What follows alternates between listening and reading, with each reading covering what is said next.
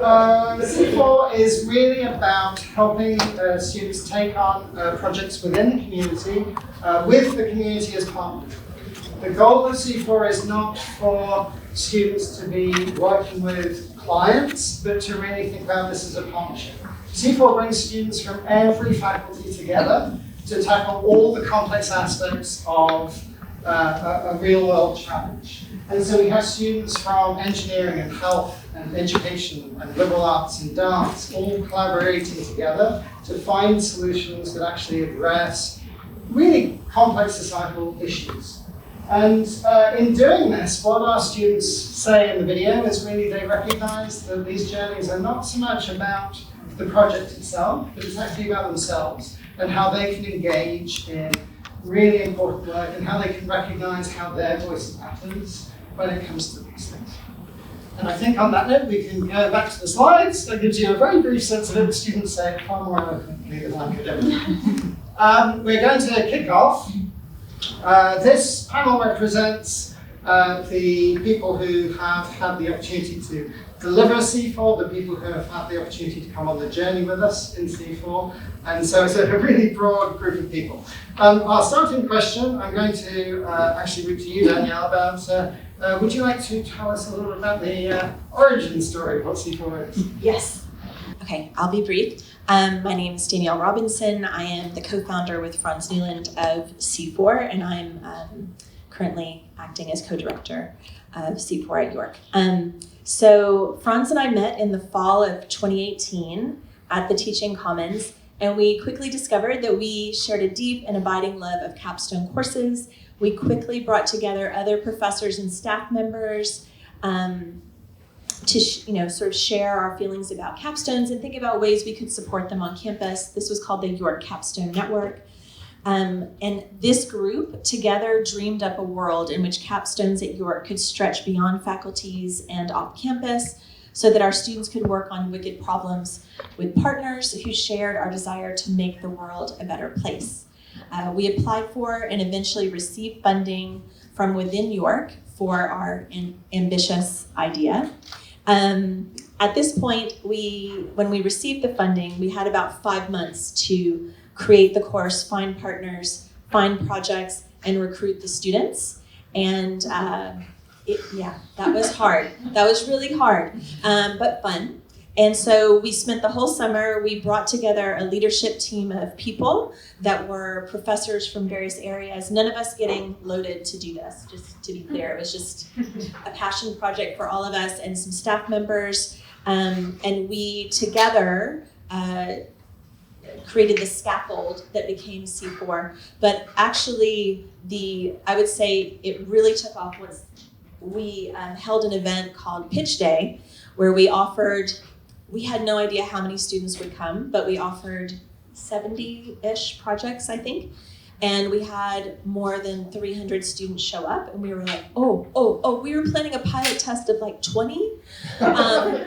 So that was fun, but that really taught us that this was meeting an unmet need for students and for partners. And we spent the next year together rapidly building the plane and flying the plane at the same time. And that was our pilot test. Okay. So, unfortunately, Natasha's ill today, so can't join us, but I'm going to hand off to you next, Andrea, to tell us what it's like to actually teach in the secret. So that pilot test happened and was interrupted by the beginning of COVID. So I came in year 2 when there was no discussion about how do we translate this into an online space. I just joined the team and I was like, nobody's even talking about the fact that there's a pandemic going on and maybe we can't do this in this context. Well, they did, we did. And since then, coming out of COVID and students coming back to campus, and from my perspective, I've really seen it grow and figuring out how to actually deliver this in a way, given the restrictions on campus, literally and figuratively, related to class space. We have a large teaching team that comes to us. We're in an interdisciplinary teaching team as well. So I wanted to just speak to two quick things in terms of the different flavors of C4 that now exist as the demand has increased over time. So we do offer C4 year-round. We have a 6-credit version that goes the full year from September to April. And then we also have 3-credit versions that are fall and winter separately, depending on the capstone needs of the students. And we have a sprint 3-credit version in the summer that's really compressed, that whenever you get that look on your face and you say, I'm just going to throw something out there, let's try this, and we're all like, okay. So we do a 3-week version in the summer and figuring out how to meet the student demand, find out what they need in terms of their credits that they need and things like that, but also maintain and protect the core integrity of the heart of C4 and what that looks like in terms of working with partners. So we have different people coming to the class in different roles depending on the iteration. And then also within the teaching team structure and the class structure, we've grown and we've changed a lot over the years. So we have C4 Central, where we have myself as the curriculum lead typically, who delivers the content that's relevant to all the students in the class. And then we have team time, where other teaching team members are project shepherds, so very purposefully chosen in terms of they're not directing, they are shepherding them through their project, where they work intensively in interdisciplinary teams connected with a project partner. So we've had to iterate and change and figure out how to meet the changing needs and what it looks like when numbers are increasing and there are only so many of us human beings who can support that need and that interest. Great, so I'm passing off to you next, Alice next. In order to do this type of thing, we obviously need institutional buy-in, and you were one of the people very early on who was remarkably encouraging and supporting, and what we desperately needed to allow us to get over those early years. So I wonder if you could talk a little bit about how institutions can help support these things. Thank you, Franz. Thank you, Danielle, for inviting me here today. I'm Alice Savorka. I'm a professor of geography and the dean of the Faculty of Environmental and Urban Change at York. I'm also very passionate about capstone experiences, very passionate about experiential learning and innovation in pedagogy. And I've had the privilege of watching C4 grow at York, and it's been a really interesting journey. And now reflecting on it, I wanted to share sort of 3 different layers at which institutional buy-in ultimately helped C4, because it was a very challenging journey. I'll start with the ideological layer, or part of the system. And I think York University had already, as an institution, claimed space around community engagement and experiential education. And whether you want to call it experiential education or service learning, now work integrated learning, I think there was already a commitment to that, and social justice, or making the world a better place. So I think when you're looking at your own institutions, it's how does it situate itself ideologically, and how might that align with this kind of an endeavor? I would say York also espouses an interdisciplinary bent, but put a pin in that for a moment. So that takes an ideological level. The next level is sort of or part of the system is the institutional one. And many universities today, York is a prime example of this, are siloed academically. So we have our lovely little faculties that tend to work internal to one another, not across these faculty lines. And of course, we also have this wonderful activity-based budget model, which, while being transparent and showing where the money flows, which can be a good thing, understanding that's very helpful, it does not encourage collaboration, because everything is transactional. If I want to teach in engineering, I have to get permission for someone else to pay my salary for that course, right? So everything's I see lots of nods, we all get that. So what happens then, you have these wonderful tenets espoused as an ideological value system that hit this institutional context, and boom, that becomes incredibly difficult. And so I think ultimately the way C4 kind of boosted itself up was to kind of glop on to key individuals that could be the champions. I mean, clearly Franz and Danielle, being those who are the innovators here, were finding like-minded individuals who are not worried about the penny pinching or the bottom line per se. Finding people who are inspired by the vision of C4 is where we went. And I think for me as a dean at the time, and being part of a faculty that was already interdisciplinary, I was like, this is great. Our students would really benefit from this, and it kind of launched off into that moment. So I will pause there and turn it back. Wonderful, thanks. If we jump to the next slide. So another very key part of this village is the partner organizations who come to provide challenges for the students to tackle. So maybe if I could turn to you next, Tina, and say, thinking about maybe traditional engineering capstones, what do you see C4 brings that's different from perhaps those other types of stuff? Thank you. Tina Morano.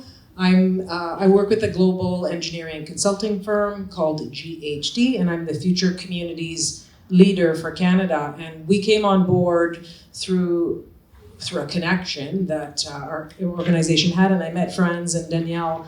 I think in October it's going to be about coming up to 2 years. So we have now, as a corporate partner, worked on the program for 3 academic sessions, and hopefully we're moving forward again in September of this year. And what interested me and GHD the most about that it was interdisciplinary versus a traditional single discipline capstone program, is the fact that in real world, as an engineering firm, when we work on projects for our clients, they tend to be solving complex problems, community problems, city problems, infrastructure. And we build our teams with interdisciplinary, multidisciplinary practitioners. So on a project, you'll have an engineer, a civil engineer, a designer, an architect, data specialists, environmental specialists, climate change specialists. You bring those teams together and you tackle those problems through the individual technical expertise of those individuals, but also as a whole, right? So what is the overall mission? And so it was a natural fit. I was really excited to work on capstone, and when I talk to engineers in my organization, they're very used to the traditional capstone, and you need that. It's very important for a civil engineer to work with other civil engineers and look at their practice, their technical expertise, their knowledge on a particular problem. But we're really excited about the interdisciplinary and multidisciplinary aspect of bringing those diverse voices together and having the students learn from each other as well, right? So and learn how to understand that not only do people bring their own personal experiences, but they bring technical experience, and there is not only one way to solve a problem. Wonderful, thanks, Tina. Next to you, Talia. So thinking about a lot of our projects focus on community connection and trying to think about community-first solutions. So I wonder if you could talk a little bit about how you see this type of space being important for those types of community emphasis and focus. Absolutely. Hi everyone, my name is Talia Shamali. I've been involved with C4 since 2022, and I've always worked in not-for-profit spaces. My expertise is mostly, well, not expertise, it's a big word, but my knowledge is mostly on producing legal information with the community. I'm a lawyer by training, and also community engagement. And what was interesting to me, because I always complain, we in the not-for-profit space, we complain a lot about being siloed, even though you work a lot with the community, but people who problem solve are mostly people who are like-minded. So there's a lot of agreement mostly with each other.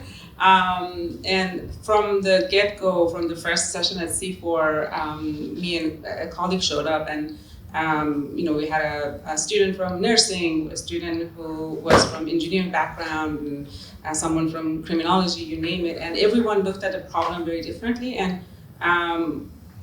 in our world, we always have a real problem that we're tackling on, and if you are involved with not-for-profits, you know that they can't really function with volunteers. And I find that the C4 was like the best of the both worlds, because not only you had volunteers, but you also had supervisors who would just shepherd them to the right direction. And the stuff that the students at C4 did for us was really useful. And I think I've been involved in 3 to 4 projects, and we've used everything that they came up with so far. And it was also a way for them to give back to community. So oftentimes it has happened that I took the C4 students to a tour of the community that they were supposed to get involved. We went to the grocery store in that community, see how we can advertise what they were trying to do, or the engagement is real. It's not just something that it's on the paper that you read about it. Yeah.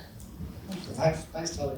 And maybe over to you next, Nicole. So in our partnerships, we have partners who are internal to the university as well as external. And we also have partners at the level of the program, so supporting the program initiative. So I wonder if you could talk a little bit about what that looked like for you, and in particular with your lens that you'll introduce in just a sec, the importance of sustainable development goals in this type of space as well. Great, thank you. So I'm Nicole Arsenault, Director of Sustainability at York, and I have to say it is an absolute pleasure to work with the teaching team with C4. It's really encouraging to see the students, how passionate they are about driving change and getting their hands on a project. So at the university, sustainability is one of our core values, one of our priorities at the institution. As part of our university academic plan, we have a university-wide challenge to contribute to the Sustainable Development Goals. So really trying to think about how do we integrate more of the SDGs and sustainability into curriculum. This is a really great example. As students are really applying themselves to understand what sustainability is, what the SDGs are, and applying themselves to a project that is, whether it's a campus-related project or a project with one of our partners in the local community. As a great example is the Toronto and Region Conservation Authority. We do a lot of work with them as part of C4.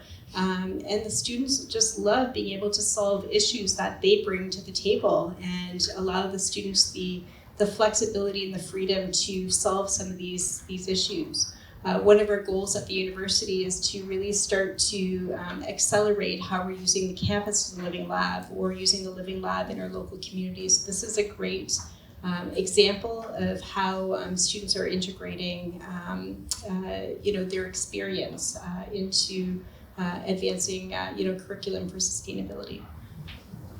Great. Thanks, Nicole. Next slide. Unfortunately, Arshad isn't able to join us today. His flight was delayed and he was going to get here at 2 o'clock. So.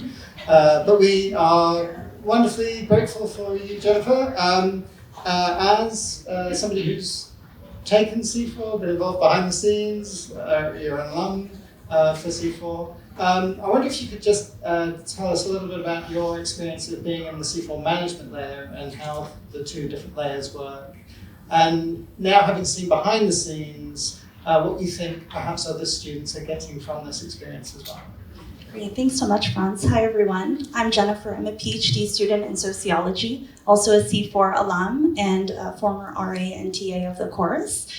I had such a great time in C4 working with all the course directors and the project shepherds. And one thing that I really enjoyed as a management student, and I know I speak for many different management students who took C4, is that we got to see how to engage in project management in a real world context. So really we were being motivated and taught by different professors, different strategies of project management, and being able to see that and use and try out different strategies and approaches in the course was quite impactful for me and for many students.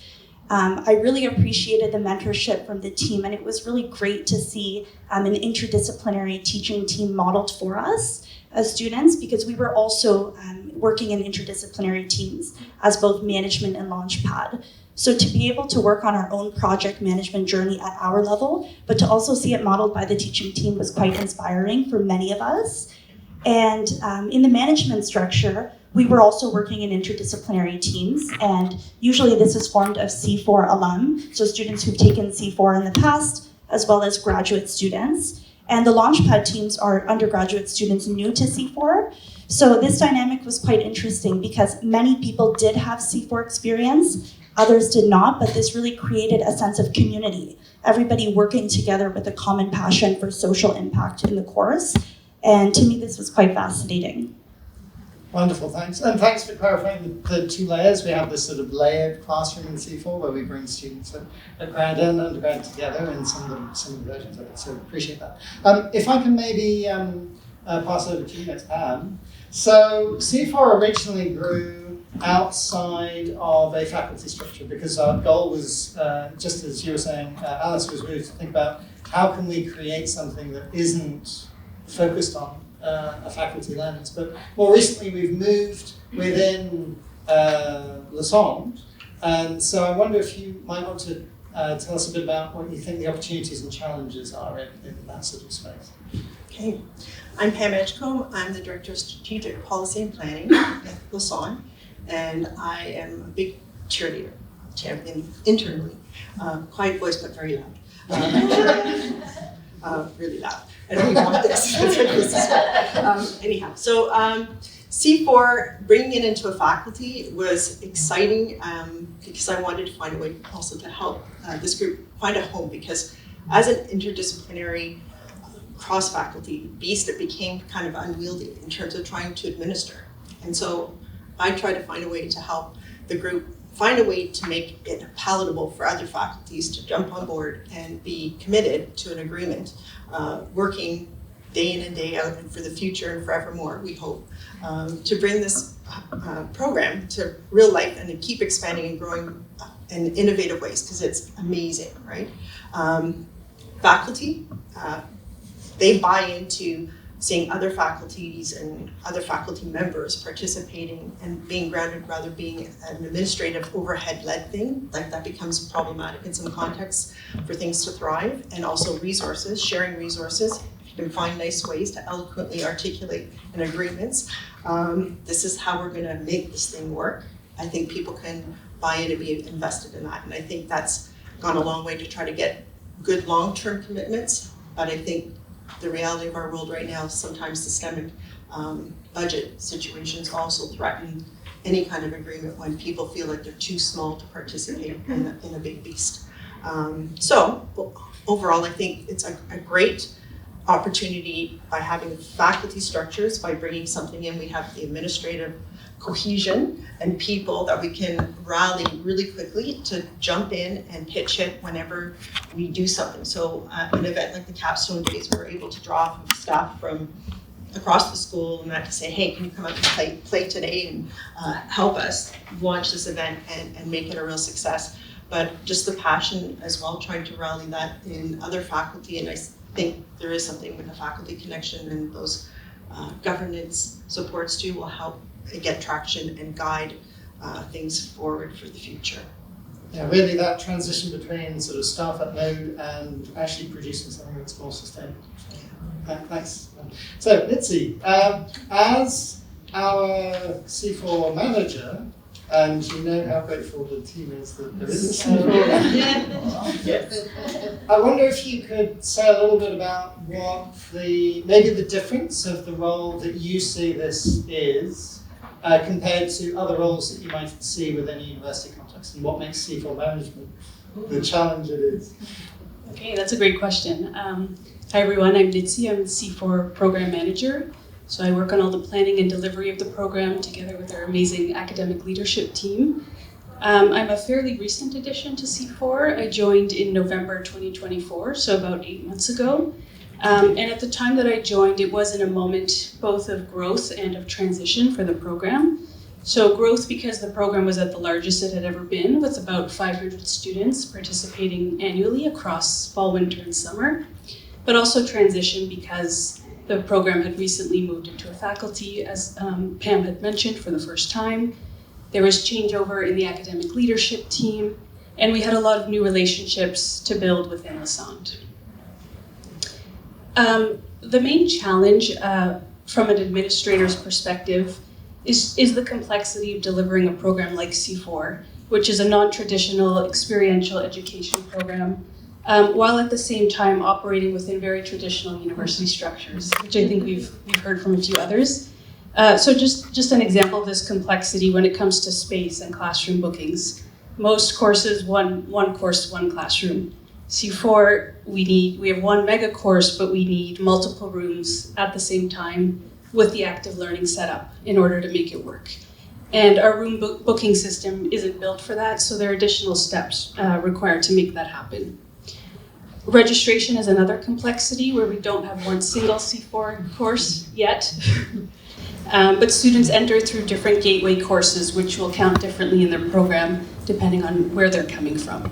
So registration requires coordination across multiple faculties, programs, and departments. But I want to skip ahead and say that despite all of this complexity, the trade-off is the incredible impact that this program has, and the opportunity to be involved in a program that affords every single student, no matter their discipline, the opportunity to engage in experiential education learning and work on a real-world project with social impact where they can make a difference and gain valuable skills that they'll carry with them beyond graduation and into the workforce is so impactful. I've mentioned this to Danielle before, but sometimes in administrative roles within higher education, the role can feel quite rigid and it can be very difficult to see the impact that you're making.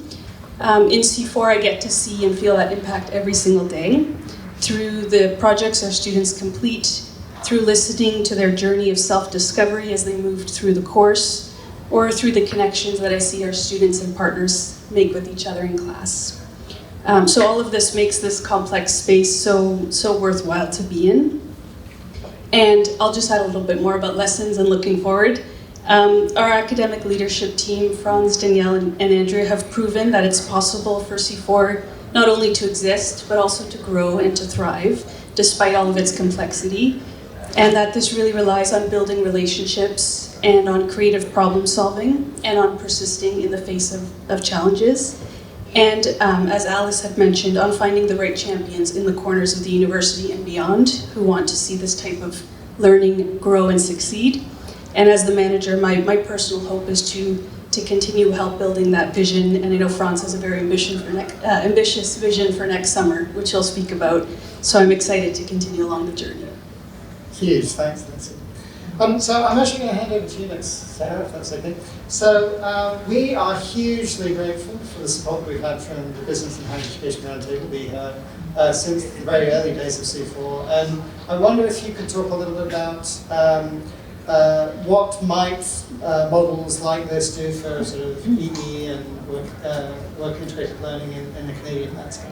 Yes, thank you so much. So hi everyone, my name is Sarah Miller. I'm with the Business and Higher Education Roundtable, or BHER, if you've heard of us. So we worked with York to really pilot out the C4 program, and some of the things we really like about the C4 program, I'm going to mention just 3 ingredients, because we do, as we're looking for successful partnerships, we're trying to find what the secret sauce is to make something stick. So one thing that really sticks out to us about the program, first I'm going to speak just as a high level, the capacity building component of the program. So there's actually a library approach to the C4 program. So in that, faculty and students can actually take out projects and learn from past cohorts. So there you have built into the program, you have that organizational, institutional learning built in. The second piece I'm going to talk about is the sustainability of the program. So nothing's a given, but one thing we are looking for is to look for a project that has some legs. And something unique to this program for us was that it was faculty-led and it's grassroots innovation on a WIL model. So that was something that really stood out to us. It really stands out apart from other projects we look at. So really that buy-in coming from the faculty and the Capstone Association, you can see the passion here from everybody. on the panel. And it, you know, from that, it reflects York U's interdisciplinary thinking. So that whole institutional approach that comes from there. And if you're comparing this to more off-the-shelf models, whenever funding gets tight, those are the first ones to go. So really this grassroots piece is very important for that sustainability piece. So yeah, that bottom-up approach really helping give the administrative legs to institutionalize this, hopefully for a long time in the future. And just the third and final piece I'll mention that was a really great secret sauce ingredient we thought about was the interdisciplinary project-based approach. So, you know, this really represents a pivot in thinking where the program is encouraging this among the students. So, for example, we have this rooted in SDGs, like we were talking about this. It's reflecting York values. Students are seeing themselves as a part of their institution. And it scales WIL also in the liberal arts. So where you see this is more of an underserved group in WIL, they're scaling that, but they're also working with other disciplines like a management student or a STEM student. And I think this is really reflecting where we're going in the future. So really that STEAM focus, moving from STEM to STEAM. And you know, what I'll just end it on is something very powerful we see from, we get some of the data and we get some of the student feedback from this program. And you know, we see students, some of the open text box that they leave us on the feedback is, you know, they don't just see themselves as preparing for the future for their WIL, they're actually getting to shape it. And I think that's really the power behind the program. So it's been such a pleasure to see the program grow and so proud of it from a bystander perspective. Thank you. Wonderful. So isn't this just an amazing village? I'm going to come back to you next, Alice, if that's okay. If we can maybe pass the mic down. So thinking about how C4 could change the possibilities of learning at York, I wonder if you could talk a little bit to that. First, let me agree what a great panel this is and how exciting it is to hear from everyone's vantage point. Their reflections on C4, and as I've been listening, I'm like, wow, this is a disruptor, right? This is exactly what we need in education in terms of, you know, it's an innovative approach to curriculum development and pedagogy and teaching and learning that has tried to break through the institutional system that we have. I'm really talking about systems today for some reason. It's in my brain. Maybe it's the engineering piece here. But what I love about C4 is the first few years, finding spaces to just make it work. All of that hustle, and it was a hustle, and then integrating it into Lassonde, which already has a very interdisciplinary, innovative spirit. Which makes it a good landing spot. You know, at a certain point, it's like, ooh, too bad it folded into a faculty. But no, because what C4 did is it generated all this excitement about the possibilities of changing teaching and learning in higher education, and then it gets grounded within a system that, in a way that it has to work. And so now the sustainability piece is there, and I think that really matters in institutions when you're trying to disrupt, but you can't change up the whole system. So finding those spaces is really important.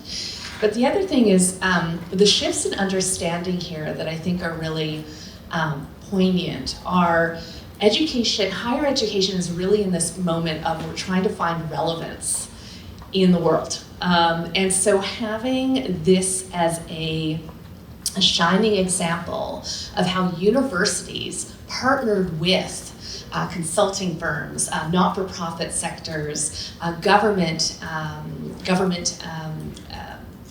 offices. This is where we need to all learn together. And I think so it's really sort of offering this bridge between academia and the real world out there, or the rest of the world. And then it's really putting a real highlight on the fact that we're all learning as we're trying to grapple with those sustainable development goals, those wicked problems. One of the things that really stands out for me when I talk to students, when I talk to teaching assistants, when I talk to the faculty members, and anyone that's a champion of C4, is they're all learning. The instructors go there and they're like, oh my gosh, I can't believe how much I'm learning from the students. The partners, the community partners are like, I cannot believe how much we're learning from the instructors, from the TAs, from the students, et cetera. So there's this there's I feel like C4 has really opened up the possibilities of the way we think about education and the role of higher ed in being front and center in addressing these world challenges. I'm starting to go on a soapbox rant. I can feel it, so I'm just going to step back and say that it just is a shining example of how a disruptor can work by both kind of playing the institutional game, but disrupting along the way and finding ways to sustain itself. So kudos on that. Well, we always say that we're all going on a C4 journey, so we absolutely do. So, yeah. Maybe I could ask the last question on this slide before we jump to the next one to Danielle and Andrew, if you're open to it. To Charlie and then Natasha. Okay. So, what would you want us all to learn from the C4 learning model? I'll give you a minute to think about it. So, okay, I'm just going to go off the top of my head. That people want to do things together. A lot of our institutions are built on, we're a hero of this and we're soloing over there. And I think students want to work together. I think professors, we don't want to be alone in front of the class anymore. We want to work together. And I think that partners, my experience is that partners want to be really involved in what the students are doing, that they're not just doing it to get some kudos inside the institution, that they're there as learners as well. And so I think that I didn't know that until we created C4, and that's that we want to, it's just been a huge learning for me, that we learn better when we learn together. And C4 has provided those layers of learning for all of us along the way. Did I steal your answer? No, I'll build on it a little bit, just that we're never done learning. So as educators, we're learners, educators, and I've been at York for 20 years and had supposedly become an expert in my field in terms of my teaching, but this disruption reignited a passion for teaching that had kind of gone a little bit dormant. So always, every iteration, every version of C4, I learn, we learn, we fail, but we fail forward. We learn from our mistakes. We're always iterating, we're always innovating, and we're trying to be responsive to the students. So there's always this continuous learning through life, and then also that it can be really fun. It's fun. It's fun. That's the response and so on and so forth. So a couple of things that we wanted to close on before we might have time for a couple of minutes, a couple of questions from the room. This summer, where I moved on to the University of Ottawa last summer, we actually tried our first truly multi-institutional C4 as a collaborative online international learning, where we involved students from York, from Ottawa, from Laurier, from Guelph, and from Unicinas in Porto Alegre, Brazil, looking at the complex challenges that people facing homelessness have to deal with on a daily basis. And it was fascinating bringing the students together to work on that. So if you're interested in the outcomes of that, our management team's combined portfolio can be found on the link on the right there. And then perhaps I'll put the question to a couple of the folks in the room. Last week, a few of us clustered together to work on a thing called the book sprint. If you've never done one, if you've never heard of them, you need to find out about these things. They're absolutely amazing. We wrote a book in a week, and the book was focused on really what the future of learning is. I think it would be a fair summary. So I wonder if I could maybe call on those of you who were part of the book sprint to just say a little bit about how that was itself a sort of C4 journey and what you took away from the book sprint itself. Oh my God, it was amazing. I was seeing Andrew today, and so this was finished on Friday, and this week I feel like I'm slacking off. I'm not doing enough stuff. And well, these folks are in academia. I'm one step removed, and to me it was so exciting, and just reminded me how great a mature project will be when you're not 20 and then you're collaborating. And I felt like there was no egos in the room, and we were all there to figure out what we want to say about education. It was an amazing experience, like probably the highlight of this year for me. So yeah, it was amazing.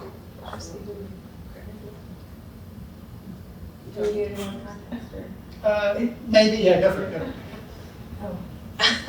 Yeah, so 13 of us came together with some folks from C4 that we had invited to collaborate on working on this book together, and the group who joined us were focused on French education in K-12, so they were all educators, scholars, practitioners who were interested in getting together and thinking about what they wish they could see in education in the future. And of course that multilingual aspect is really important in the C4 space because we're bringing the languages of knowledge together. And so having that space, just like in our COIL where we had students working in French and English, I think in the book sprint that was a really important part of the voice as well. Daniel, do you want to say? Participating in the book sprint was the most C4 thing I've ever done that wasn't C4. And it was thrilling. I was like, oh my gosh, no wonder my students are like glowing, because it was very intense, Monday to Friday, long days, all last week, and 13 people, completely different people, and we figured out how to come together and make something that matters, and all of our voices are in there, and it was really transformational. It gave me so much hope for the future because we felt like we had come together to do something that matters, right? That our voice, our collective voice could matter. Yeah. So I think we're pretty much out of time for the formal part of this session, but if you do have questions, I think we're going into lunch next. So if there are some questions, we could probably take a few questions from the room. Okay. What year do students have to be to participate? They have to have completed their first year. So we let students after the summer, after their first year, they can do Launchpad. And the 6 credit one that's full academic year tends to be 3rd and 4th year students. We want it to be their final thing before they graduate. Management, it tends to be students at the 4th year or graduate students. Yeah, so we wanted an earlier access point, like a pre-capstone. It felt greedy to keep all the fun just for the senior students, so yeah. Yep. A few of you mentioned, like, I guess the challenges around faculty load and kind of sustainability. I'm wondering if you can comment even just broadly on, like, how are you all at the table? Like what is the structure that you are all involved in this? Maybe it is just your free will and excitement, but any insight on that? So the first few years, Franz and I taught C4 for free. I don't recommend that, but that's what we did. And then eventually, but there were other people who were getting loaded because incredible champions like Dean Alice here started sending us TAs and professors as soon as she could. Lassonde, also School of Engineering, started sending professors early on as well. And so, and labs, don't want to leave them out, liberal arts and professional studies also. And so other faculties jumped in eventually, which was great. I did not get loaded to teach C4 until last summer. That was my first time. And so, yeah, I mean, it's one of those things where you do it on spec, right? We did it the first time, we really believed in it, and it was so enriching for us and for the institution and for the students that we just did whatever we had to do to keep it going. Now, everybody gets paid. Well, almost everybody gets paid. Yeah. So we have, part of partnering with Lassonde is creating a model where the income from the bums and seats pays for the teaching team. And Pam is the wizard who came up with that model for us that worked across the campus, because that doesn't always work outside of a single faculty. And it really did take this breadth of people to actually work out how to disrupt the model, I think. I think the other thing was the students were our biggest advocates. The fact that the first year we wanted to run it, we had 20 students. We thought we'd have 20 students. We had 70 or 80 in the first class, and Yeah. we didn't have a room big enough. We actually had to find a new room, and Yeah. then the second year we were up to 130, No, 30. no. More than that, yeah. The second year was more than 150. Yeah, and so the students drove it, and when the students are demanding this, people work out how to make it work. So that was Yeah, that was another lesson, is that Franz and I can go and talk to faculty councils and department meetings and things like that. That is not remotely as powerful as students writing and saying, let me do this. Give me credit for doing this, right? Because they had to get their own programs to agree to give them credit for doing it and having it count towards their degree in particular ways. And so the students were way more effective than we were as champions. Yeah.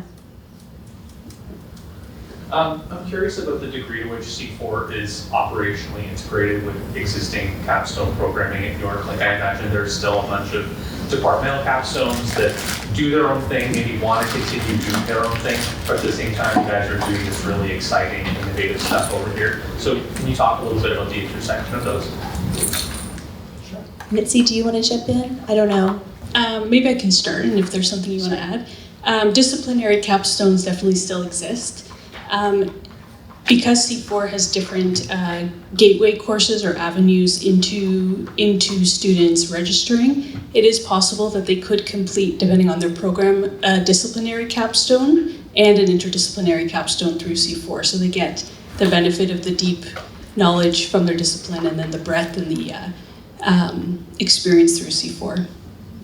And there's some programs that really value interdisciplinarity, and so like the Faculty of Environmental and Urban Change, they decided that when their students are graduating, they have, I think, like 5 options, and C4 is one of them. So they can do a disciplinary capstone, that is actually interdisciplinary, or they can do C4, they can do a placement. I think there's a few options on the table for them, and some other programs followed suit with that, where they were like, C4's learning objectives are in alignment with our disciplinary learning objectives. Close enough, let the students choose how they want to finish their degrees. Yeah, and sort of acknowledging the fact that a capstone is that, how am I making sense of everything I've learned so far? And assuming a one-size-fits-all, I think a number of the faculties have really recognized that isn't perhaps the best thing for our students.